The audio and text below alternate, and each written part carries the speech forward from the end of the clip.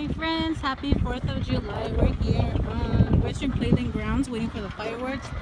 They're scheduled for 9:30 and it's barely 8:30, so we're in good spot.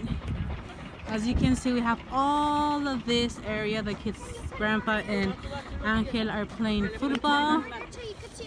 And Mom's eating candy. Hi Mom. Gabriel's playing and Panzon's ready with his hielera. And I'm ready with my tripod, ready for the fireworks, I guess. We're set up cool here. And we're still here waiting and waiting. Careful, baby. It's just I'm getting something, but We're so set. Since hubby didn't have dinner with us, I made him some steak taquitos. Show us your tacos, baby. No mira ni la bola cuando la tiran ustedes para arriba.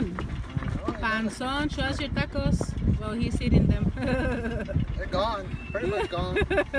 And Grandpa's tired of playing football. He can barely see. It's getting quite dark. And Gordito over here is killing that Powerade. There's people already starting with the fireworks, but when Western Playland not ready yet. Excuse me, Papa. Say hi. We got 25 more minutes to go.